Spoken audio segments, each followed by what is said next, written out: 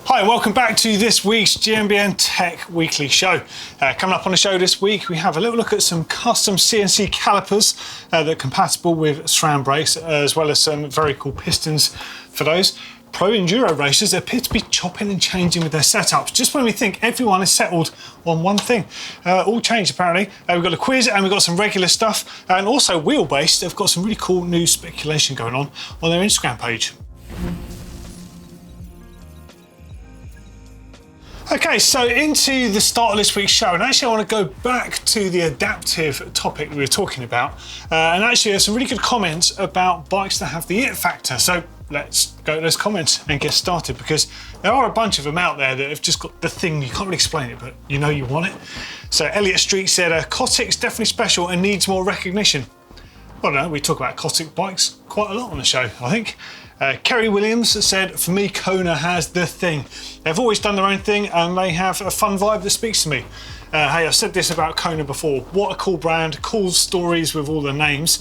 In particular, the Humu Humu Nuku Nuku Apua, which is a Hawaiian triggerfish, as far as I know, a reef fish, something like that.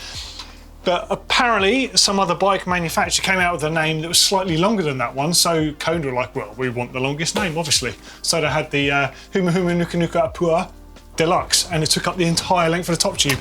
And if anyone has a frame out there of one of those, I'm after one to build up as a pub bike, because it'd just be the coolest pub bike in the world. But let us know if you've got one. Next up, Transition Bikes has the thing, especially the Patrol and Centennial. Do you know what? Yeah, Transition Bikes 100% have that thing. You don't know why you want one. They're cool, they're good bikes, but also they've got that thing. It's the whole giddy up thing. They don't take themselves too seriously, but underneath, they take themselves very seriously. They make really cool products. They just know how to sort of bring the fun to mountain bike tech. Rocky Mountain is one of those brands, 100%. Rocky Mountain, I mean, what a great name for a bike company, Rocky Mountain Bicycles.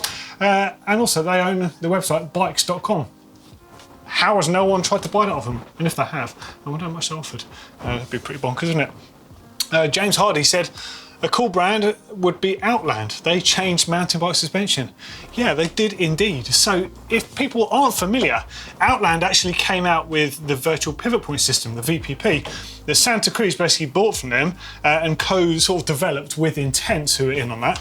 And actually, yeah, that kind of did change the face of where suspension was going, because up until that point, we could have good quality suspension that worked, but it was very limited in terms of anti-squat, anti-rise, braking and pedaling effectively on the suspension. And one of the first bikes to come out once Santa Cruz had got that in place was the V10 downhill bike. So 10-inch travel downhill bike with a virtual pivot point system, and it pedalled better than most 4-inch travel cross-country bikes at the time. It was phenomenal. Now, don't get me wrong, the V10 is a pretty special bike most times, but when it came out, it was unbelievable. Combined with that, I think they put the Fifth Element shock on there, or Fifth Elephant, as we used to call them, which had a stable platform valve or an inertia valve in there, much like the sort of shocks that you used to see on those sort of Baja racing buggies. You know, things are like about 3 foot of travel. So imagine how much they'd be bogging around, going around corners otherwise. So they'd have an inertia valve so it wouldn't roll with the body weight, but it would allow bump force to overcome the inertia valve. Really smart, intelligent stuff, and actually went on to boost valves and other stuff that Fox did. But yeah, very cool stuff. I agree with you there. Rupert Wen said, Evil Bikes and Santa Cruz for their work, ethos and culture. Yeah, Santa Cruz kind of, I guess they do have it. It'd be mean of me to say they didn't, but Evil Bikes, they've definitely got it. You don't really know much about them, do you? They're kind of cool. They've got weird names like Angry Dolphin and stuff like that. And yeah, they've definitely got it. Evil Bikes, there's an Evil Bike up there in exploded format. I think it looks really cool. Oh yeah, you might have noticed behind me, we've got a neon at last. It literally just arrived a minute ago, so I've just turned it on to see what it looked like, and I'd actually forgotten I left it there. I'm going to mount it up there somewhere, just going to need to make some room, but it looks cool, eh? Next up, orange bikes for me. I've been a fan since I was a kid, seen them in a local bike shop window. I'm now lucky enough to have a few. Hey, do you know what? I think Orange Bikes is a really interesting brand because they've definitely got a bit of a cult following as well. Quite often, someone who buys an orange bike won't have anything else, and they stay in that sort of the orange family. You see it a lot in north of England. In fact, we always joke that a lot of single track viewers love orange bikes. I mean, it's for good reason. They're good bikes, but also they're made up there. So I wonder if there's kind of buying a bike from your local turf thing to consider, because I guess Cotic are up that way as well.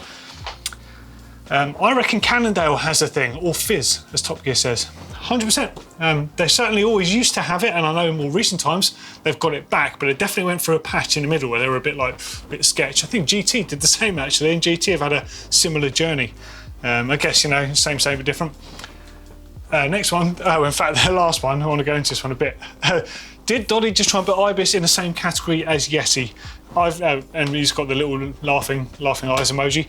I never got Ibis, to be honest. Their frames have always looked super awkward and out of date to me. They were never a thing back in the day and produced bikes that look like they've been run over. Well, I think you're completely wrong. Ibis actually were responsible for the appearance of many cool carbon fibre bikes. So Ibis have been around from the flipping beginning of mountain biking for starters, but a bike that really made the impact was the Ibis Mojo. Now that came out, I don't know the exact date, around 2005, had a DW link on it, and it was a carbon monocoque design that looked insane compared to anything else on the market.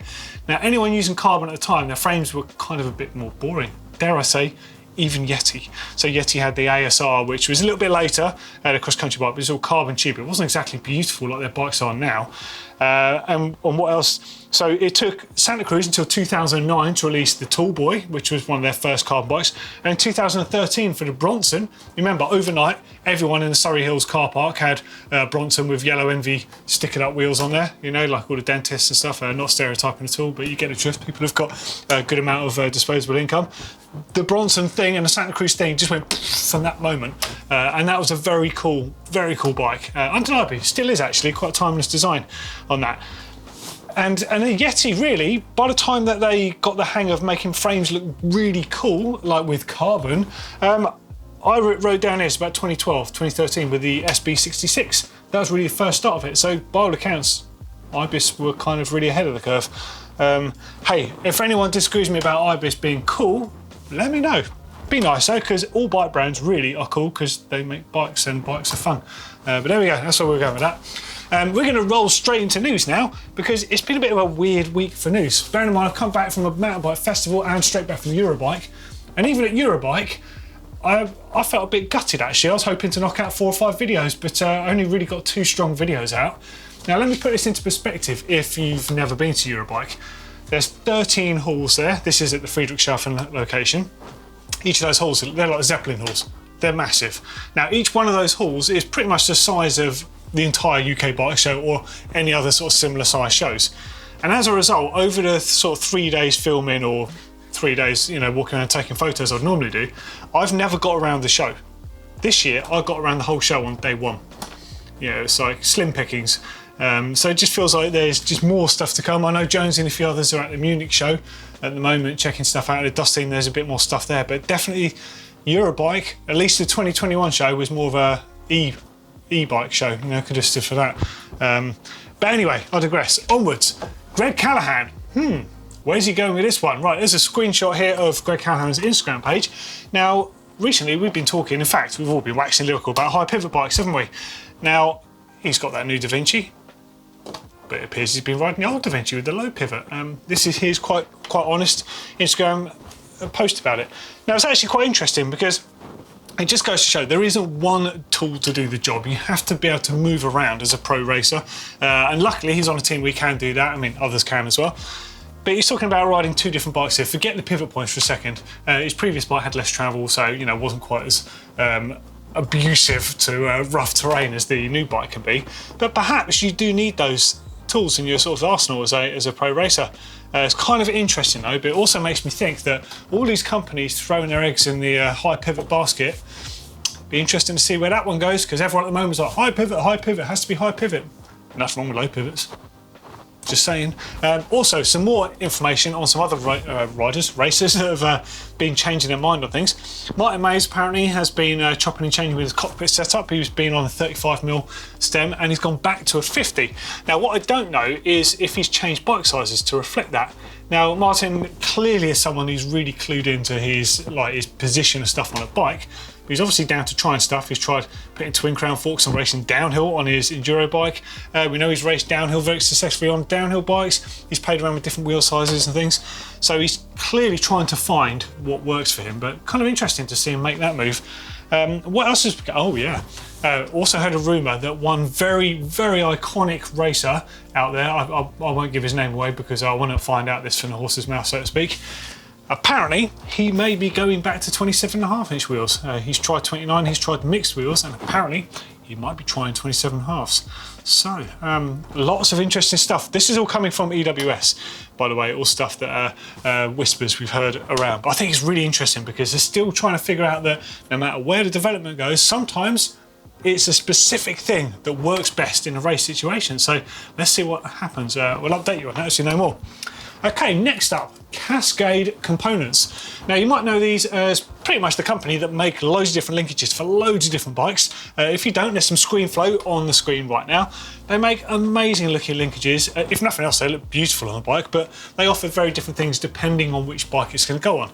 You can have travel increase, you can have geometry change, and you can also have linkages. I think there's one on screen now, I think it's for an Ibis, and it changes the progression. I think you get 20% more progression from the link, or something crazy like that, a load more progression basically. So that would give you the option to run a coil shock, for example, on a bike that might be a bit too linear otherwise, or whatever. But really interesting stuff. Now they're starting to make their own components, and they put this picture up of some brake pistons. So to be honest, I scrolled past it and I was like, huh, what's that? Went back to it, looked a bit closer, and they say essentially because of supply issues, they've started making their own pistons. So they're phenolic, let's get this right. Phenolic pistons. So that's a type of material basically made from some sort of thermostatic resin, and it's not affected by temperatures, which is why it's so good for using it as the pistons in brakes. Now we know that some manufacturers have used metals in the past, but there's, to be honest, I don't think they're as good as phenolic pistons. Now essentially they've made their own ones, which is really, really cool. And I kept looking through their page off the back of this, and I found these. Have a look at them. They are SRAM code calipers, or they are calipers compatible with SRAM code brakes with 20% more power. How's that for some badass trickery to go on a bike? Assuming that these probably use those same phenolic pistons on the inside, and the pistons previously that I just showed you were for SRAM code calipers. So kind of cool stuff from an aftermarket company making very specific things. Now I'm hoping they might make a few more things along these lines. I'm going to get in touch with them actually, because what they do is really cool, and I think you'll need to know a bit more about it because it's great and I don't know a lot about it, so I'm going to find out more and tell you more about it. Right, next up is from Wheelbase. Now this one was from Instagram, but I've since been through and checked the website out. Now Wheelbase, I always talk about them, always reference them. Now I'm not poaching their work, they are amazing, and the detail they go into, you really must subscribe to them. Check out their website, check out their Instagram handle, it's on the screen right there. Give them a big fat subscribe and just look at the stuff that they are trawling through the internet. Yeah, sure, anyone could just go on a patent page and start digging stuff up, but they're really trying to understand what is going on and speculating, mind, about where things can go. And this one is a great example of that. So it appears Fox are coming into the sort of the tyre insert game, and there's a whole bunch of different posts. Again, this is all wheel-based work. This has nothing to do with me. I'm just giving them a big up for finding this stuff out. Now it's just amazing. Look at all these different ones, but look at the last one. I think it's figure 4 in there. I think it is. The way it suggests you might be able to like put a tyre on the rim and it floats, and you locate it to actually sit in place and then hold the tyre in place there. Really interesting stuff. Again, it's all kind of speculation, but I'm not going to talk about it too much because I want you to have a read of it. The link to that actual Instagram post is going to be in the description underneath. And please do follow through to their website. It's really cool stuff. Love it. And ooh, there's something coming, perhaps, maybe, that you might see tomorrow. Perhaps from a Spanish brand. That's all I can say. I'll get in trouble otherwise. Okay, so let's have some comments then. So we're going back to the show that was kind of half Eurobike and half Marvins. I filmed it from Eurobike, retrospectively, talking about Marvins. James Mincher said, brilliant idea, the grub screw on a brake caliper. Can't believe that wasn't a thing years ago. So he's referring to the Hayes Dominion brakes, which have, I forget their term for it, but it's essentially 2 grub screws on the caliper mount, so you can fine tune the position. You know when your calipers just drag a little bit? Not with those. And I've never tried the Hayes Dominion brakes, to be honest. But I feel like I need to try them because everything I use currently has got SRAM or Shimano brakes. Not there's anything wrong with that, I just want to re-understand where Hayes are. I've got some Manitou forks on a bike at the moment, which you're going to see shortly in the video. But the brakes themselves, I always was a fan of the HFX mags back in the day, so I kind of feel like we're missing a beat here because I've only ever heard good things about the Dominion brakes. And that's for that setup thing, just brilliant. Yeah, exactly. Why don't other manufacturers do it? Here's some knowledge. School day every day here at GMBN Tech. Chimps for Gimps says the rubber hairs on tyres are called vent spews. Never knew that. Thank you. That's actually great. That makes me grin. But I do prefer calling them the little rubber hairy things. Vent spews is the technical name, and I'll always acknowledge that. Thank you. Next up's from Ian Tarry. Bet Evie's win went down well at Malvern. Hometown girl after all. Well, yeah, I was actually I was supposed to do a pub quiz on the Friday night, Saturday night, but with a bunch of other things that went on, it never happened in the end. One of my questions was about Evie. Now, the commentator who lost his voice at the event, his name's Matt Carr, amazing guy. He's actually super close family friends with Evie, and he was on stage commentating, and someone, when whispered in his ear, and he had a little bit of a lump in his throat, started cutting some onions, had a little bit of a cry, and it was lush. It was really nice because that just shows everything about the love in the mountain bike community. He was just over the moon that Evie won. And Evie, if you or any of your family or friends are watching, we are massive fans of you and we've been watching your journey. So huge congratulations. And again, another congratulations for what you've just done. You are unbelievable. Please let me come and do a bike check with you at some point. I'll drive to you, make it easy. It'd be great to meet you and see your bike. Again, massive fans of what you've been doing. Amazing stuff. Jay Dunn. So, is Eurobike ending or moving places? Well, it's moving places, but I kind of count it as ending, to be honest, because it's going to Frankfurt, and no doubt it will end up being a better show, but certainly going to be a bit more efficient and a bit more show-like. Now, there's something, I think I'm right in saying, I'm speaking on behalf of the whole industry here, Eurobike was always the thing you equally loved and loathed to go to. It was always immensely hot, immensely hard to cover, a crazy amount of miles you'd end up walking every day just to get around the place because it's so vast. Internet was always problematic for stuff, but you'd always see the best stuff, the best amount of stuff, and bump into everyone from the bike industry there. And a unique setting at Friedrichshafen and the Lake Constance, absolutely beautiful there. So yeah, I kind of think it's just end of an era. And that's okay, because things have to change. Onwards to Frankfurt and see what that brings. Yeah, maybe I'll see some of you there next year. And the last one was from Ross Miller about Marvins. I live local to Marvins and I go to a classic each time it's on, even when it's on in the 90s. This year was a bit disappointing. The XC race was badly organised, and the fact there was a huge delay to the fact there wasn't enough medical cover was a bit frustrating. It was hard to know what was going on anywhere. The cross-country start line was out of the way and hard to get to, lots of confused people, etc. It was fun to mix with like-minded people.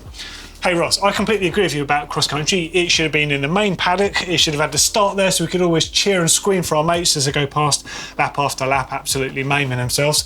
But as far as I know, the organisers absolutely busted a gut to make it happen. So it's really easy in retrospect to dig into these things, but put yourself in their shoes, right? So they made the effort to try and make this event come back with not much industry support in 2018, and it came back, and the industry that supported it were like, yep, we're in for the next 3 years sort of thing. And the ones that didn't go were like, we should have gone. So everyone started getting involved with 2019. And of course, at the very last minute, on the actual day it was supposed to open, had to cancel it because there was just extreme flash floods that no one could have predicted. So they lost a fortune. And then the next year, COVID. So poor people, they just lost a fortune. And actually, from what I can gather, if 2021 didn't go ahead and didn't succeed, they would have been finished. Because they literally put everything into it, money, emotion, everything they had. So I actually say a big up to Cy Payton and Ollie Payton and all of the people involved with making it happen. Yeah, there's loads of niggles. We can figure those things out. That's not a problem. But I do think in the case of the cross-country start, a bit of an afterthought, but I do imagine it was something to do with COVID, because that main arena was very spaced out, and I think that's something to do with the original COVID plans for when events were going to happen, when things were a bit tight with restrictions. But due to the longevity of how long it takes to do that sort of thing, I'd imagine it was too late to change things. I say they did a brilliant job. They got most things right. They got the vibe right. They got the feel right. Everyone was happy. Yeah, there was some confusion and cross-country was pushed aside a bit. Let's hope next year it's right back in the middle where it belongs. Because I'd like to have a go as well, for old time's sake. I raced it there in '93. So yeah, it'd be good fun, I think. But good to see you attended there. Okay, quiz time now. Right, so 3 questions coming at you. This is quite easy for me because I'm going to use the quiz questions I was going to use at the Marvins, so I can just recycle a bit and take it easy. So first question coming at you on screen.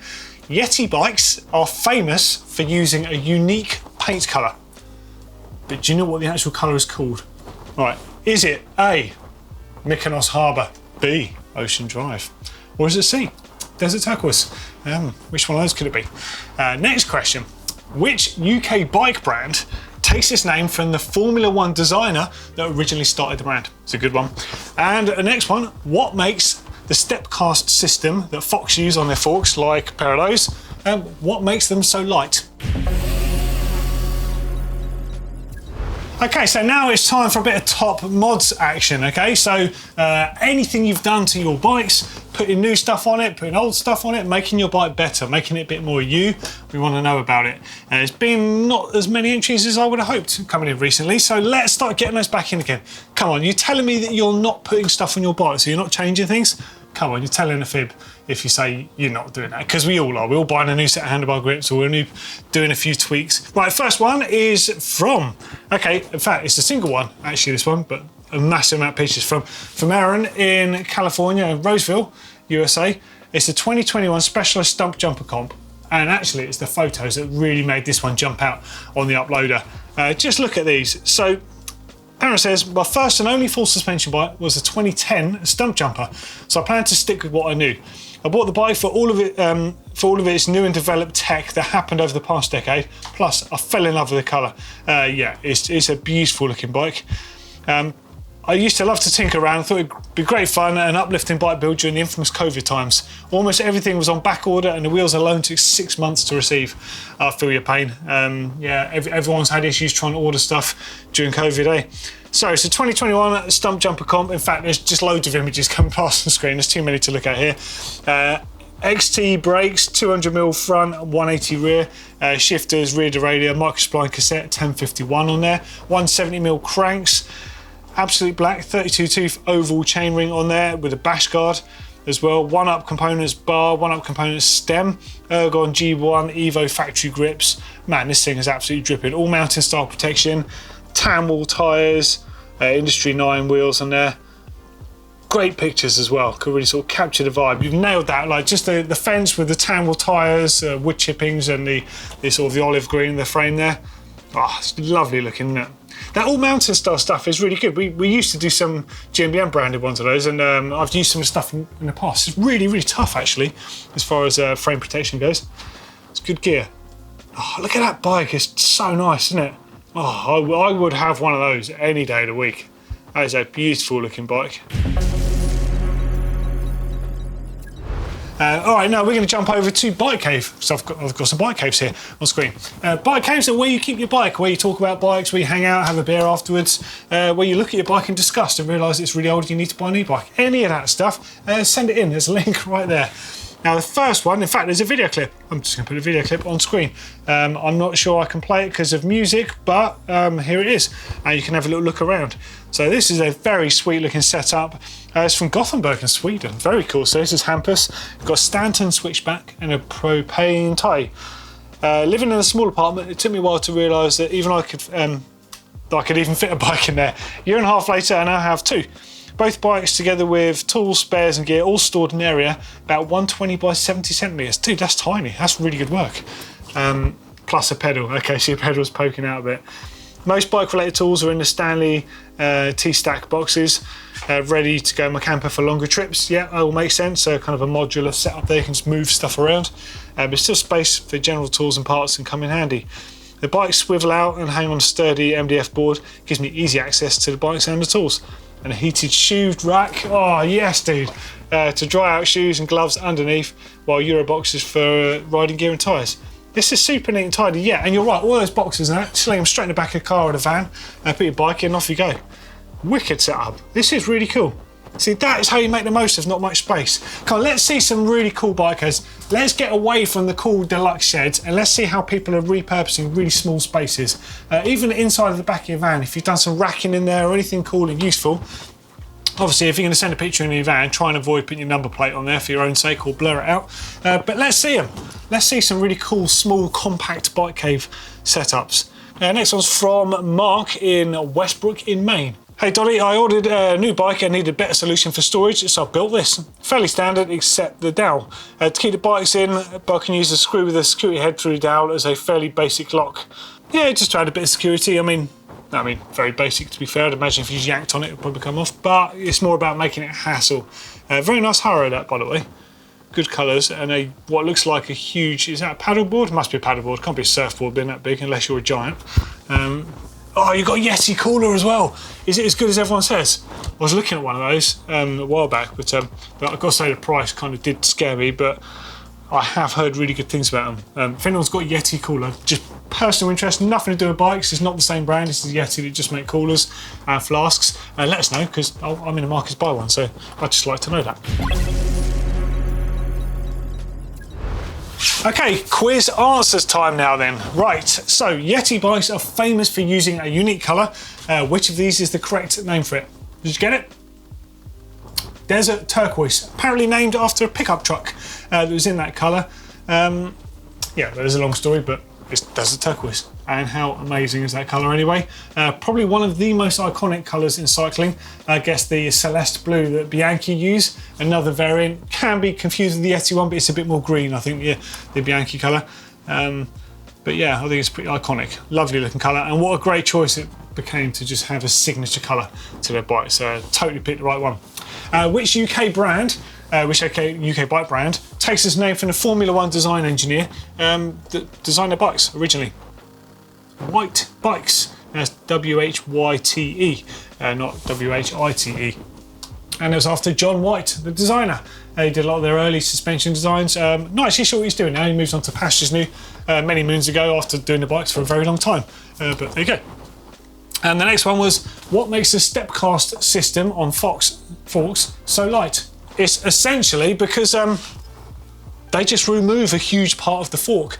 On a regular fork, your stanchion tubes go down to about here, and they'll compress all the way to the end. On these, they're far higher up, so you've got less stanchion tube in there. It does mean you're very limited with the type of fork it is and the amount of travel it has, but that's fine for a cross-country fork.